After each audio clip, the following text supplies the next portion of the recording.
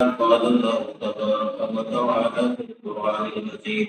أعوذ بالله من الشيطان الرجيم. بسم الله الرحمن الرحيم. وقال إني ذاهب إلى ربي سيهدين رب هب لي من الصالحين فبشرناه بغلام حليم فلما بلغ معه السعي قال يا بني إني أرى في المنام أني أذبحك فانظر ماذا ترى قال يا أبت افعل ما تؤمر ستجدني إن شاء الله من الصابرين فلما أسلما وتله للجبين وناديناه أن يا إبراهيم قد صدقت الرؤيا إنا كذلك نجزي المحسنين إن هذا لهو البلاء المبين وفديناه بذبح عظيم وتركنا عليه في الآخرين سلام على إبراهيم كذلك نجزي المحسنين إنه من عبادنا المؤمنين آمنت بالله صدق الله العظيم. محترم و معزز امام مسجد، معزز حاضرین جمعہ، السلام علیکم ورحمۃ اللہ وبرکاتہ۔ بالکل مختصر سا وقت ہمارے پاس ہے، میں زیادہ طوالت میں نہ جاتے ہوئے جو آیات میں نے تلاوت کی ہیں ان آیات کا ترجمہ آپ کے سامنے رکھوں گا۔ اللہ تعالیٰ سے دعا ہے اللہ تعالیٰ ہمیں سمجھنے کی اور عمل کی توفیق عطا فرمائے۔ ابھی کچھ ہی دن پہلے ہم سب نے عید الاضحیٰ کی تقریب منائی۔ عید الاضحیٰ ماہ ذی الحجہ میں منائی جاتی ہے، اور ماہ ذی الحجہ جو ہے وہ اسلامی کیلنڈر کا، ہجری کیلنڈر کا آخری سال ہوتا ہے۔ اس کے بعد جو مہینہ شروع ہونے جا رہا ہے محرم کا مہینہ ہے، اور محرم اسلامی کیلنڈر کا ہجری سال کا پہلا مہینہ ہوتا ہے۔ یہ ایام ذی الحجہ کے ایام بہت متبرک ایام ہیں، اور یہی وہ ایام ہیں یا یہی وہ مہینہ ہے جس میں اللہ تبارک و تعالیٰ پہ ایمان رکھنے والے لوگ فرزندان توحید حج کا فریضہ انجام دینے کے لیے صف محمود کے لیے جاتے ہیں اور حج کا فریضہ انجام دیتے ہیں۔ اس سال بھی بہت سے لوگ ہمارے اس علاقے سے بھی حج کے لیے گئے، اور کچھ اب واپس آ چکے ہیں، کچھ ابھی واپس آنے والے ہیں۔ اب یہ سلسلہ جولائی تک چلتا رہے گا واپسی کا۔ اللہ تعالیٰ سے دعا ہے جن لوگوں نے بھی حج کا فریضہ انجام دیا اللہ تعالیٰ ان کے حج کو قبول فرمائے، اور انہوں نے جو بھی دعائیں امت کے لیے، اپنے لیے، ہمارے لیے کی ہوں گی، اللہ تعالیٰ ان تمام دعاؤں کو شامل قبول عطا فرمائے۔ آمین۔ آج جو ہمیں یاد دلاتا ہے وہ حضرت ابراہیم علیہ السلام کی یاد دلاتا ہے، اور حضرت ابراہیم علیہ السلام جنہوں نے اللہ تبارک و تعالیٰ کی جو آزمائشیں ان پر آئیں، ان تمام آزمائشوں میں وہ کھرا اترتے ہیں، پورا اترتے ہیں۔ اور آپ نے اکثر سورہ البقرہ پڑھا ہوگا۔ سورہ البقرہ کے اندر اللہ رب العالمین کا ارشاد ہوتا ہے: یا بنی اسرائیل اذکروا نعمتی التی انعمت علیکم وانی فضلتکم علی العالمین۔ اللہ تعالیٰ بنی اسرائیل کو یاد دلاتے ہیں، قوم بنی اسرائیل جو کہ ہم سے پہلے جو لوگ اہل کتاب تھے وہ بنی اسرائیل کہلاتے ہیں۔ تو اللہ تعالیٰ ان سے فرماتا ہے آپ یاد کرو میری اس نعمت کو جو میں نے تم پر کی ہے، اور یہ کہ میں نے تمہیں تمام دنیا کے لوگوں پر، تمام قوموں پر فضیلت دی تھی، فضیلت عطا کی تھی۔ یعنی یہ فضیلت عطا کرنا دنیا کے تمام لوگوں پر اللہ تعالیٰ اس کو یاد دلاتا ہے قوم بنی اسرائیل۔ پھر ان سے اللہ تعالیٰ فرماتے ہیں وَاتَّقُوا يَوْمًا لَا تَجْزِي نَفْسٌ عَن نَفْسٍ شَيْئًا وَلَا يُقْبَلُ مِنْهَا عَدْلٌ وَلَا تَنفَعُهَا شَفَاعَةٌ وَلَا هُمْ يُنصَرُونَ، اور ڈرو اس دن سے جب کوئی کسی کے ذرا کام نہ آئے گا، یعنی حضرت ابراہیم اپنی قوم سے کہتے ہیں، اور اللہ تعالیٰ اب بنی اسرائیل کو یہ یاد دلا رہا ہے کہ ڈرو اس دن سے جب کوئی کسی کے ذرا کام نہ آئے گا، نہ کسی سے فدیہ قبول کیا جائے گا، نہ کوئی سفارش آدمی کو فائدہ دے گی، اور نہ مجرموں کو کہیں سے کوئی مدد پہنچ سکے گی۔ اس کے بعد کی جو آیت ہے اس میں اللہ تعالیٰ ارشاد فرماتے ہیں وَإِذِ ابْتَلَىٰ إِبْرَاهِيمَ رَبُّهُ بِكَلِمَاتٍ فَأَتَمَّهُنَّ قَالَ إِنِّي جَاعِلُكَ لِلنَّاسِ إِمَامًا قَالَ وَمِن ذُرِّيَّتِي قَالَ لَا يَنَالُ عَهْدِ الظَّالِمِينَ۔ اس میں اللہ تعالیٰ فرماتے ہیں یاد کرو کہ جب ابراہیم کو اس کے رب نے چند باتوں میں آزمایا، وَإِذِ ابْتَلَىٰ إِبْرَاهِيمَ رَبُّهُ بِكَلِمَاتٍ، یعنی چند آزمائشیں اللہ تعالیٰ نے اپنے اس حبیب حضرت ابراہیم جسے خلیل اللہ کہا جاتا ہے، اس کی آزمائش کے لیے اللہ تبارک و تعالیٰ نے چند باتوں میں اسے آزمایا۔ فَأَتَمَّهُنَّ، اللہ تعالیٰ خود فرماتا ہے اور وہ ان تمام آزمائشوں میں پورا اتر گیا، ان تمام آزمائشوں میں پورا اتر گیا۔ اس وقت اللہ تعالیٰ فرماتے ہیں قَالَ إِنِّي جَاعِلُكَ لِلنَّاسِ إِمَامًا، ان آزمائشوں میں پورا اترنے کے بعد اللہ تعالیٰ کی طرف سے ارشاد ہوتا ہے کہ میں تجھے سب لوگوں کا پیشوا بنانے والا ہوں، میں تجھے سب لوگوں کا امام بنانے والا ہوں۔ وہ اب امامت کے منصب پر، تمام دنیا کے لوگوں کی امامت کے منصب پر فائز کیا گیا حضرت ابراہیم علیہ السلام کو۔ اس موقع پہ حضرت ابراہیم علیہ السلام نے یہ اللہ تعالیٰ سے یہ کہا، قال، انہوں نے کہا وَمِن ذُرِّيَّتِي، اے میرے پروردگار میری ذریت کے متعلق، میری جو ذریت ہوگی، میری جو اولاد ہوگی اس کے متعلق کیا ہے، اس کے متعلق کیا یہی حکم ہے، کیا وہ بھی اس امامت کے منصب پر فائز رہیں گے؟ اللہ تعالیٰ فرماتا ہے قَالَ لَا يَنَالُ عَهْدِ الظَّالِمِينَ، اللہ تعالیٰ کی طرف سے یہ بات حضرت ابراہیم علیہ السلام کو کہی جاتی ہے کہ اے ابراہیم، میرا وعدہ ظالموں سے متعلق نہیں ہے، یعنی جو نافرمان ہوں گے اللہ کے نبی کے نافرمان ہوں گے ان کے لیے یہ وعدہ نہیں ہے۔ تو یہ جو آزمائش تھی حضرت ابراہیم علیہ السلام کو جن باتوں میں آزمایا گیا، ان میں بہت سی آزمائشیں تھی۔ ایک آزمائش یہ تھی کہ انہیں آگ کے الاؤ میں ڈالا گیا۔ جب انہوں نے اس وقت جو کہ معاشرہ جو تھا وہ بت پرستی کا شکار تھا، اللہ تعالیٰ کے ساتھ انہوں نے بہت سے بتوں کو شریک کر لیا تھا، وہ انہی سے مدد مانگتے تھے، انہی کے سامنے دست سوال دراز کرتے تھے، انہی کے لیے وہ عبادت کو بھی خاص کر لیتے تھے، انہی کے لیے وہ قربانی کرتے تھے، گویا تمام چیزیں وہ انہی بتوں کے لیے کرتے تھے۔ لیکن حضرت ابراہیم علیہ السلام نے جب ان سے کہا ان بتوں کے متعلق، یہ بہت طویل ایک قرآن میں اس وقت موقع نہیں ہے، طویل تذکرہ ہے اس بات کا قرآن مقدس میں، تو جب انہوں نے روکا ان لوگوں کو، بلکہ ایک موقع پہ ان بتوں کو بھی توڑ دیا اور ایک بڑے بت کے اوپر انہوں نے وہ فوڑا رکھ دیا اور ان سے کہا اور ساری روٹیاں جمع کر کے اس کے سامنے رکھ دی، اور جب لوگ آئے انہوں نے دیکھا کہ ایسا یہاں ہوا ہے اس صنم قدے میں، تو وہاں پہ ہم دیکھتے ہیں کہ حضرت ابراہیم علیہ السلام ہی کو یعنی مجرم قرار دے دیا گیا کہ کسی نے ایسا کیا ہوگا، کیونکہ یہی ان کی مخالفت بھی کرتا ہے۔ بہرحال ان بات کو سمجھانے کے لیے اس وقت انہوں نے کہا تھا ان سے کہ دیکھو یہ چھوٹے چھوٹے جو بت ہیں ان کے پاس روٹی تھی، یہ بڑا بت ہے، یہ ساری روٹی اس نے لے لی ہے اور ان سب بتوں کو توڑ دیا ہے، اور فاوڑا بھی اس کے پاس ہے، ہتھوڑا بھی اس کے پاس ہے، اسی سے اس نے توڑا۔ تو لوگ مانتے نہیں تھے، کہا نہیں ایسا نہیں ہوتی ہے، کہاں ایسے کر سکتا ہے؟ تو پھر انہوں نے کہا تھا کہ جب یہ ایسا نہیں کر سکتا ہے تو پھر آپ ان سے کیا مدد مانگو، آپ کیا ان سے حاصل کر سکتے ہو جب یہ ایسا کرنے کے اہل ہیں ہی نہیں، بلکہ مکھی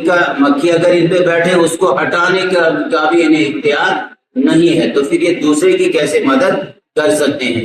بہرحال اس موقع پہ پھر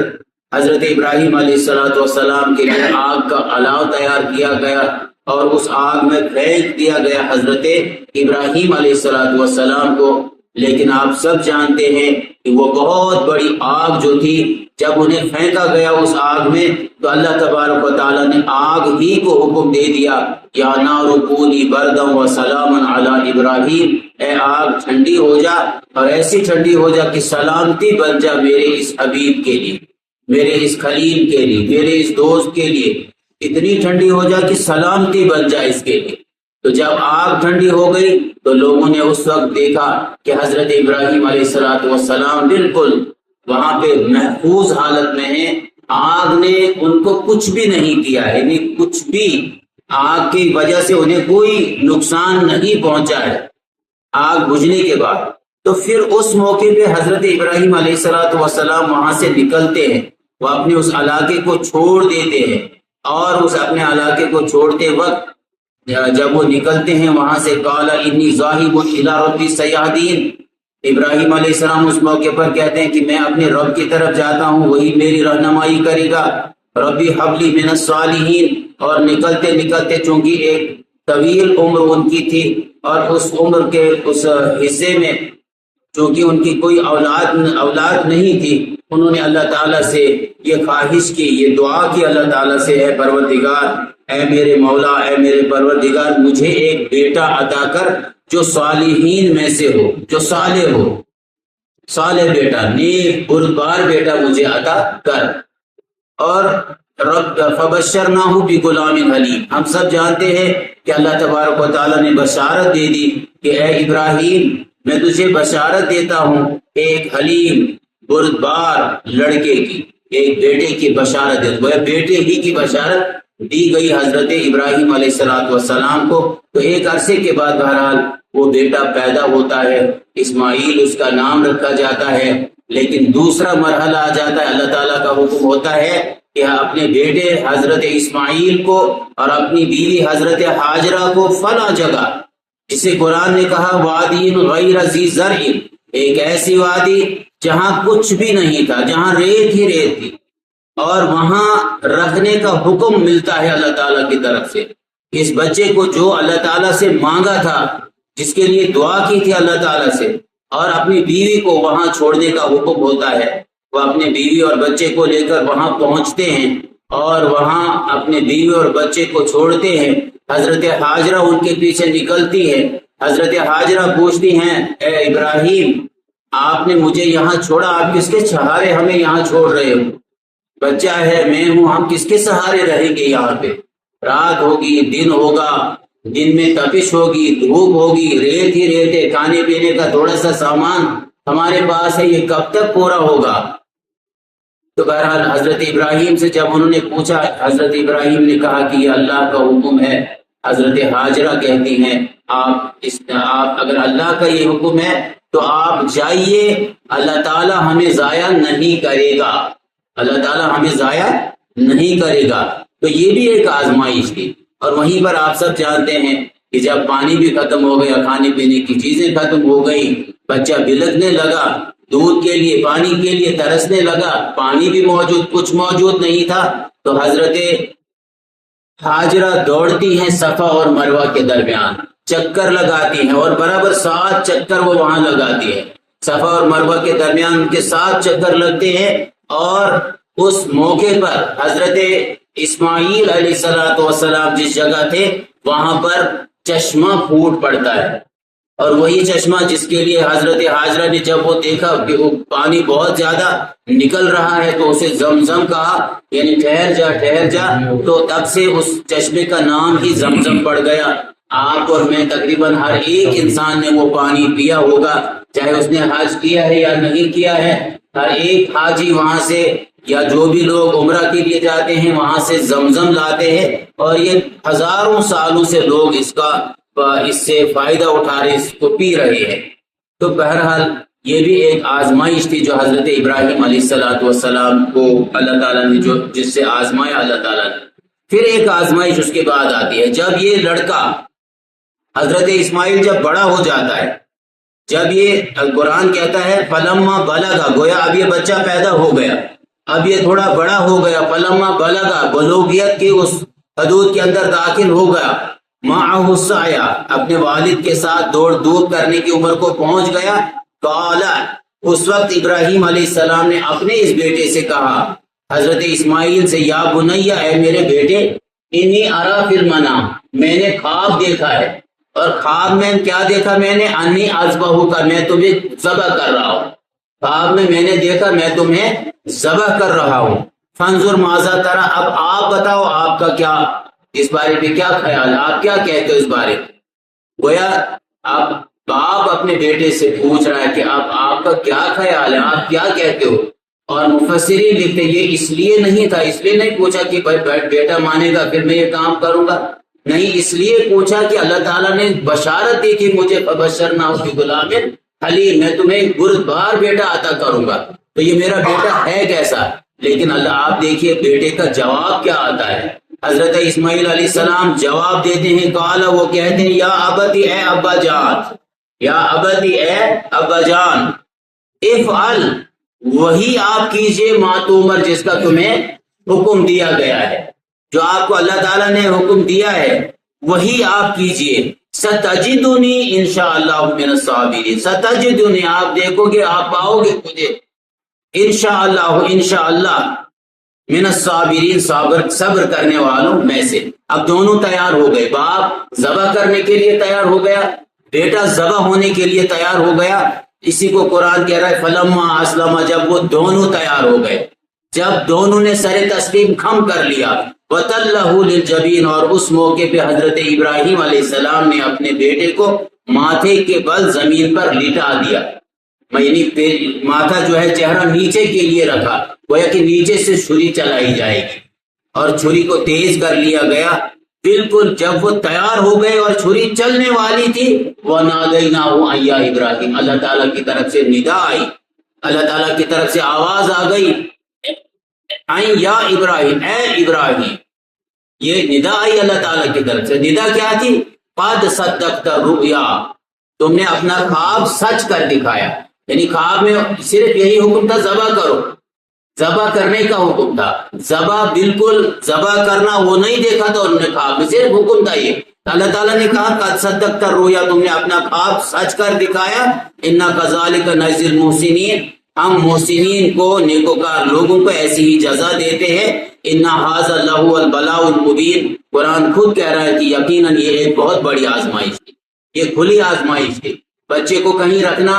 اتنی بڑی آزمائش نہیں تھی، آگ میں ڈالے گئے وہ بھی بڑی آزمائش نہیں تھی، لیکن وہ بچہ جسے مانگا تھا اللہ تعالیٰ سے، جس کی محبت ان کے دل کے اندر تھی، بہت زیادہ محبت تھی، بہت زیادہ شفقت تھی، اس محبت اور شفقت جس بچے کے ساتھ ہے اس کو ذبح کرنا ہے،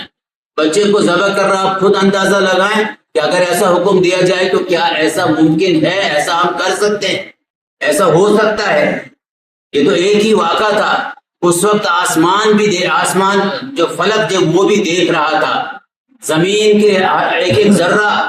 دیکھ رہا تھا اس اللہ تعالیٰ کے حکم کی تعمیل کو، کہ کس طرح سے ابراہیم علیہ السلام نے اس کی تعمیل کی، تو اسے کہا گیا کہ انا ھذا لہو البلاء المبین، یہ بہت بڑی آزمائش تھی، وَفَدَيْنَاهُ بِذِبْحٍ عَظِيمٍ، پھر اللہ تعالیٰ نے اس کی جگہ ایک مینڈا بہرحال لایا گا، اس تفصیل میں نہیں جائیں گے، مینڈا قربان ہوا، وَتَرَكْنَا عَلَيْهِ فِي الْآخِرِينَ، اور اس کے بعد یہ آنے والی نسلوں کے لیے، قیامت تک کے لیے اللہ تعالیٰ نے اس سنت کو،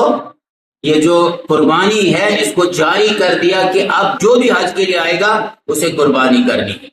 وقت نہیں ہے، لیکن آپ دیکھیں قربانی وہاں حاجی کرتے ہیں جو حج کے لیے گئے ہیں، لیکن اللہ تعالیٰ نے امت کو بھی اس سے محروم نہیں کیا، امت کے لیے نماز عید کا اہتمام کیا گیا کہ ہمیں 2 رکعتیں نماز پڑھنی ہے، اور نماز کے بعد ٹھیک اسی طرح سے جیسے حاجی لوگ قربانی کرتے ہیں، ہر ایک مسلمان کو جو متمول ہے، جو صاحب، جس کے پاس پیسہ ہے، صاحب ثروت ہے، اسے بھی یہ قربانی کرنی ہے۔ رسول اللہ صلی اللہ علیہ وسلم نے فرمایا جس کے پاس پیسہ موجود ہے، رقم موجود ہے، جسے اللہ تعالیٰ نے نوازا ہے، اور اگر وہ قربانی نہیں کرتا ہے وہ ہماری عیدگاہ میں نہ آئے، یعنی سخت الفاظ استعمال کیا رسول اللہ صلی اللہ علیہ وسلم نے، جس کے پاس پیسہ ہے اور وہ پھر قربانی نہیں کرے گا وہ ہماری عیدگاہ میں نہ آئے۔ اب وہاں دیکھیے، وہاں ابراہیم علیہ السلام کو اللہ تبارک و تعالیٰ نے نوازا، اور پھر کس طرح سے آزمائش ان کی ہوئی، کس طرح سے آزمائشوں میں وہ پورا اترتے، کس طرح سے انہوں نے اپنے بیٹے کی قربانی پیش کی اللہ تعالیٰ کی بارگاہ میں. یہ ایک سلسلہ ہے. اب ہم قربانی کرتے ہیں. اگر انشاءاللہ موقع ملا دوسرا جمعہ میری جو سروس ہے اس سروس میں لاسٹ جمعہ ہوگا، جو اللہ تعالیٰ نے اگر مہلت دی، ایک ہفتہ اور مہلت ملی، زندہ رہے اس ہفتے بھی، تو یہ اگلا ہفتہ جو ہے جو میں سروس کی ہے میں نے، یعنی ملازمت کا یہ آخری ہفتہ ہوگا میرا. تو یہ لاسٹ جمعہ ہوگا ملازمت کے دوران. انشاءاللہ میں سمجھتا ہوں کہ اس کو بھی یہی میں پڑھوں گا. اسی موضوع کو تھوڑا آگے بڑھائیں گے. یہ قربانی کا جو سلسلہ ہے جو اللہ تعالیٰ نے باقی رکھا قیامت تک کے لیے، حضرت ابراہیم علیہ السلام کی سنت کو زندہ رکھا ہے، حضرت حاجرہ کی اس صفا اور اس کے بارے میں اور مزید کچھ باتیں آپ کے سامنے رکھنے کی کوشش کروں گا. اللہ تعالیٰ سے دعا ہے اللہ تعالیٰ مجھے بھی آپ کو بھی سمجھنے کی توفیق عطا فرمائے. وہ آپ دعوانا الحمدللہ.